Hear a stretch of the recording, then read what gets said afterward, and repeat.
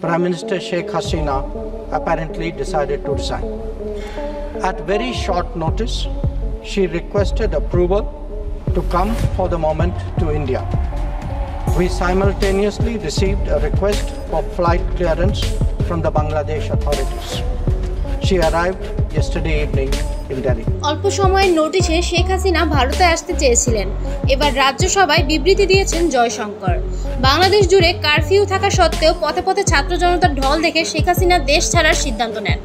গতকাল সোমবার সকালে সেনাবাহিনী এবং নিরাপত্তা বাহিনী সকলের সাথে বৈঠক করে তিনি এই সিদ্ধান্ত নেন বলে জানিয়েছেন ভারতের পররাষ্ট্রমন্ত্রী জয়শঙ্কর।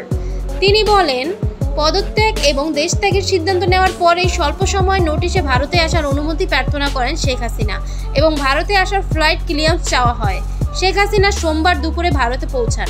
এরপর থেকেই বাংলাদেশি সরকার শেখ হাসিনার সম্পর্কে এই তথ্যটুকু দেওয়া ছাড়া আর কোনো তথ্য দেয়নি। জয়শঙ্কর আর কিছুই আমাদেরকে জানাননি। তিনি কিভাবে ভারতে এলেন, কতদিন থাকবেন, এখান থেকে কোথায় যাবেন, কোথায় থাকছেন, সেসব বিষয়ে তিনি কিছুই বলেননি। সঙ্গত কারণে মনে করা হচ্ছে নিরাপত্তার কারণে এই গোপনীয়তা।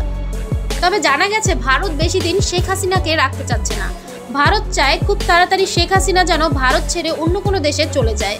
শেখ হাসিনাকে ভবিষ্যৎ পরিকল্পনার জন্য কিছুদিন সময় দিয়েছে ভারত। ভারতে শেখ হাসিনার সঙ্গে শেখ হাসিনার ছোট বোন শেখ রেহানাও আছেন। শেখ রেহানার যুক্তরাজ্যের নাগরিকত্ব রয়েছে। শেখ হাসিনাকে যুক্তরাজ্যে যেতে হলে সেখানে রাজনৈতিক আশ্রয় নিতে হবে। তো ভিউয়ার্স, ভিডিওটি দেখার জন্য আপনাকে ধন্যবাদ। আর আপনার মূল্যবান মতামতটি অবশ্যই কমেন্ট করে জানিয়ে দিবেন।